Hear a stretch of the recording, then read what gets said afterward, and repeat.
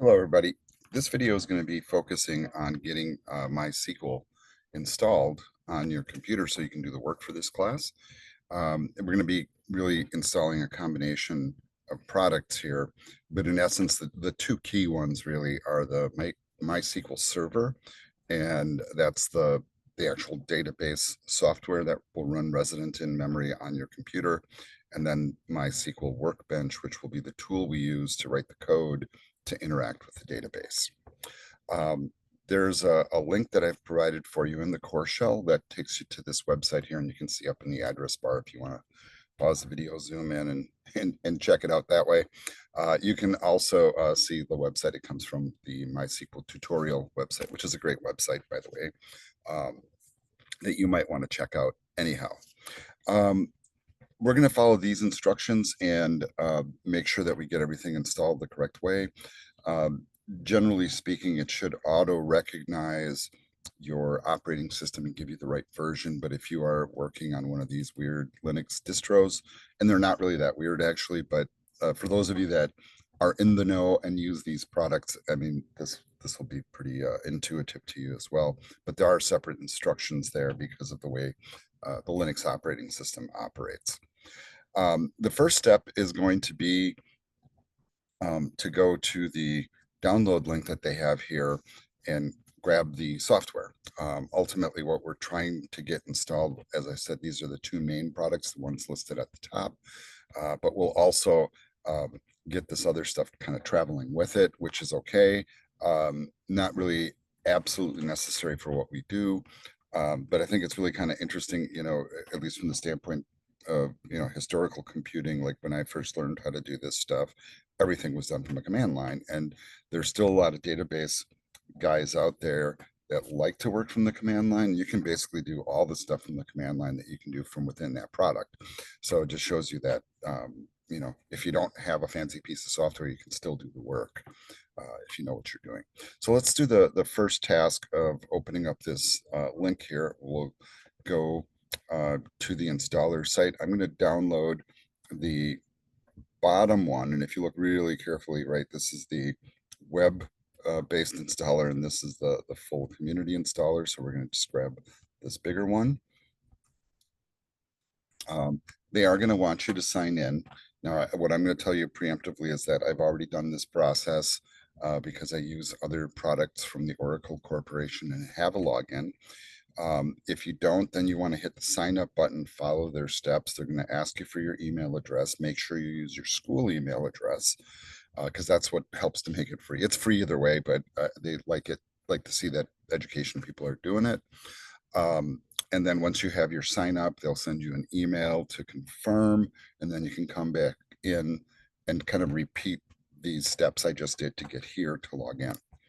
Once you get to the login screen, you'll put in your email account. You can see mine's already in there. My password's auto loading, and hopefully it works, and it did. Fantastic. And then I'm going to go ahead and do the download. The one little mention I'll make here is, for those of you that are ultra geeky and know what this stuff means, basically these are what we call hashes that confirm that the signature attached to the file that you're downloading is real. So if the signature doesn't match, then it's a spoof or it's fake. One really easy way to kind of confirm it too is just to look at your URL here, right? So this is coming from the right place, so it's okay. But people have been known to spoof websites and downloads and then hack your computer, right? So you don't want that to happen. If you follow the steps I'm doing here, you should be absolutely fine. So we go ahead and hit the download. You can see I'm in Google Chrome, so it went up here. So it's taking just a moment to download the file. It's about 300 megs. I'm on I'll say an average high-speed connection here, maybe a little faster than most, but it shouldn't take too long. It's about half done already. Just talk over it just a little bit until it gets there. The moment it downloads, we will go ahead and initiate the installer. It looks like it's just about done. Go in there, and I'm going to click the file to activate it. This will bring up the installer.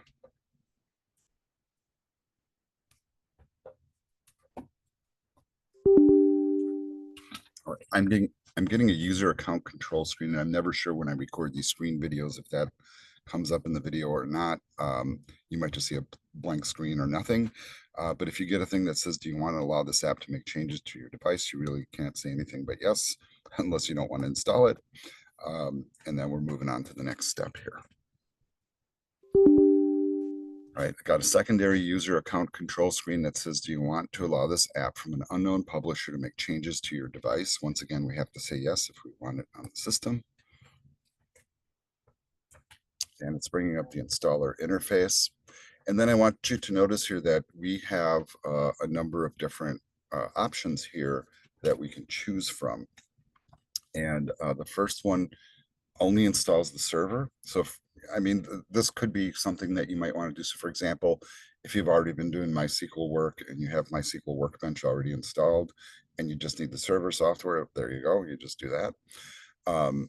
Otherwise, if you're doing the, you just need the client, right, without the server, or you can choose full, or in this case, really what we're going to opt for is custom. And we're going to select the stuff that we want, and then we're going to configure it all. And I think this is good because it shows you all the stuff you're actually adding to your system rather than just, you know, brainlessly taking it all because you think you need it. All right, so I'm going to click on next. All right, so let's just take a real quick moment here to look at some of the stuff that's coming up here. They have this little screen, and you'll notice that there's all of these have little expanders and stuff, and they show you all the different versions. And I mean, this is really kind of a dead end path because there's, you know, we already selected the version number and everything. It also shows you which applications are being installed. These really are the two key pieces of software for us.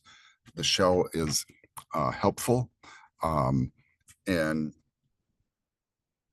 documentation, you know, I'm going to leave that up to you, but what I will mention is that, like, you know, documentation is all online, you know, through the website, so you could just kind of opt to do it that way if you wished.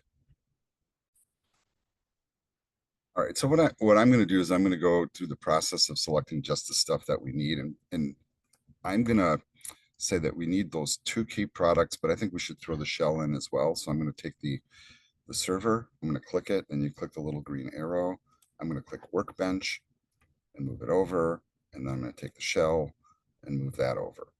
All right, so once you have that, just make sure that you have those, you know, sitting there just like that. If you happen to install all of it, it's not really a big deal. By the way, you just have extra stuff on your hard drive that you probably just don't need. All right, so I'm going to go ahead and click the next button here.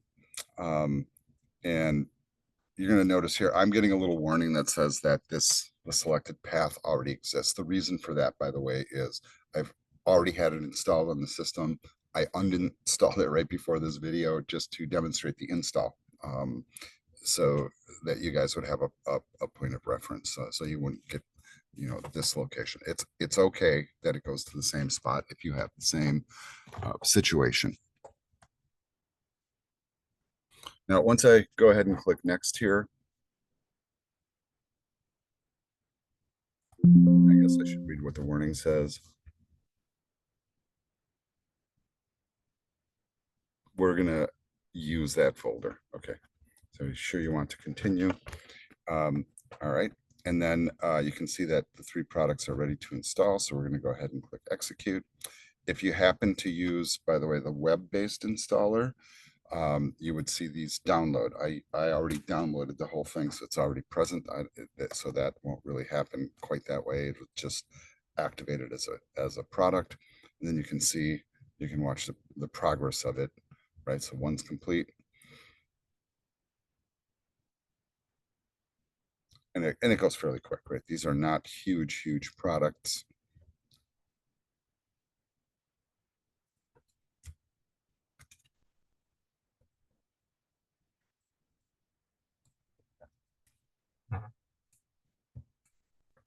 Right. And then as soon as this gets done, our next real key step is to configure the actual database server so that it works. And then so we have something to connect to do our work.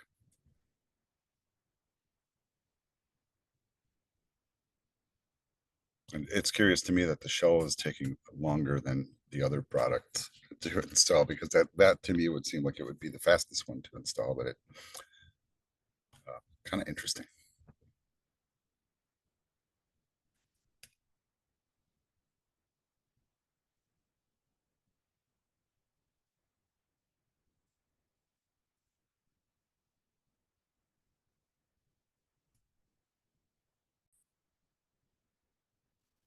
All right, so it's all complete now. I'm going to go ahead and hit the next button, and you can see now it says the server is ready to configure.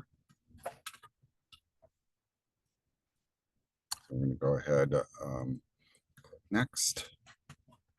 All right, now we got to make some key settings here. And for the most part, we're going to go with defaults on this. The only reason you would maybe change this, right? And so I'm just saying it because, I do get those people that might need to, right? Because maybe they've done this before, or they're already pretty advanced in their IT skills. But if you're already running a different instance of MySQL Server on your computer, then you might need to choose a different port number so that the two instances do not conflict. So without getting too technical here, basically, when we're using network connections and with TCP/IP, which is the Internet Protocol, basically, all services have standard port numbers that they use in order to connect, right? So for example, if you're on the internet, you use port 80 to surf the web. Or if you're using FTP, like in web programming, we use port 21 and I think port 23 to do uploads and downloads.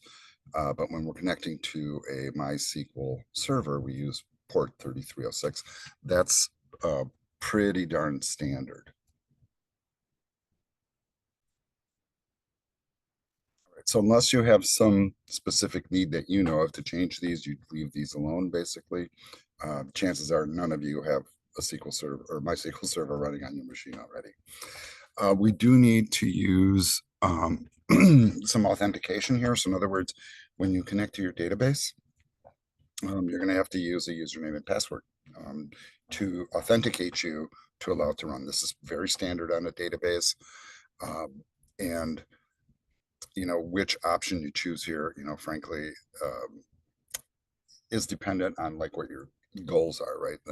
For the most part, and I don't know if you guys noticed this during the install process, but MySQL has two significant version numbers that are out in the wild, as we say, in production.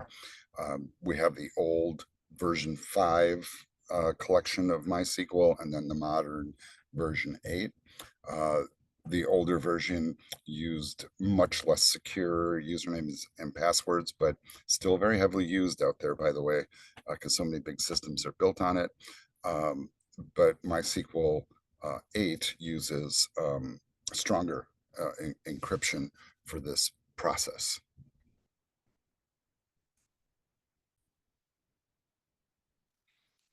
All right, so since we're going to go with the strong encryption, I'm just going to go ahead and click next, but I thought it was important to make you understand that. Now, with all MySQL databases, there is an account called root, and that account is kind of like the master account for all the databases on the system. So you can create sub accounts with sub passwords, but this is the key one. And for the most part, this is what we're going to use all the time. So you need to put in a strong password here. And you'll notice, like, for example, you have to type stuff in and it'll kind of coach you a little bit. So I'm going to put in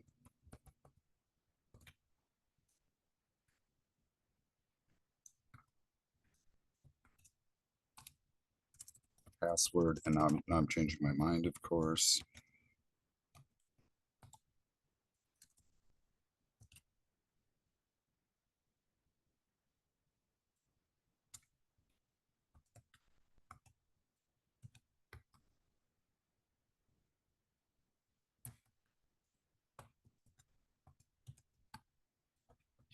All right, and hopefully that's okay. And then, just by the way, if you wanted to add other user accounts right now, you could do it. That's up to you. Right now, it's kind of ranking my password strength as medium. That's okay. I'm picking one on purpose that I might end up putting on screen. So, that's why I'm just kind of choosing an average one. I'm going to go ahead and click next. All right.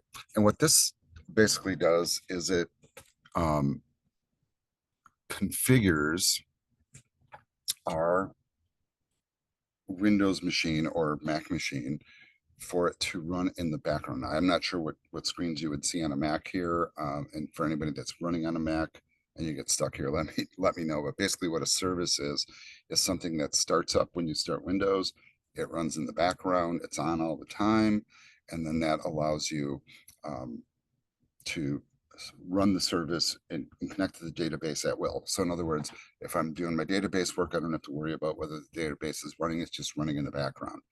If you're savvy and you understand how Windows works, you can also configure that service. So you can go in there, stop and start, set it to start automatically or not start automatically. And that's a little bit more techie, but I'm just letting you know so that if that's a consideration for you not to run in the background, um, that you might want to adjust that. Generally speaking, it's okay. So once again, we're not really going to change anything here unless you have some specific need on your system to do so. And if you're that type of geek, you go ahead and do it. But for the like 99.9% of you, that won't be an issue. All right. The next thing we have to do is we have to give the server file permissions, which we must, otherwise we cannot read and write stuff to your hard drive. All right, so I'm going to go ahead and click to the next screen. All right, and then this screen is basically going to, it's like a status chart of like what's happening in the background as you click the execute button. So I'm just going to go ahead and do it, and then you can watch it start to check all the boxes. And you can see it's on step number 4 and it says it might take a long time. It took all of like 3 seconds, at least on this machine. And then we are all done, folks. So I'm going to go ahead and click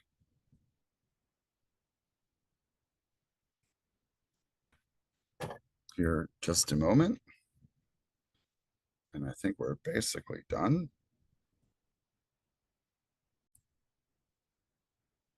All right, so I'm going to click that next button. And I'm just going to go ahead and let it start MySQL Workbench and the shell. Just so you can see both of them. It will also fire up the server. So this is the shell coming up right now. So this is what the shell looks like. And that's the way you should be happy that you don't have to learn how to do this. But like I said, there's lots of pros out there that still prefer to use the shell for a lot of stuff because you can do basically the same actions in either one. And so if you're getting both of those things up on the screen, you are all good to go. The one little thing that I will say is that the tutorial site that I use to guide this installation, as I was sitting on the page looking at the instructions, kind of confirming what I was doing here, it was kind of spammy and put up some fake like virus warnings and stuff. So I'm going to recommend that none of you go to it, so that you just watch these videos instead of watching that or looking at that tutorial. All right, folks, this video will end here. Don't forget to subscribe to the channel. This is intended for my students, but others out there might find it helpful also. All right, take care. We'll see you all later.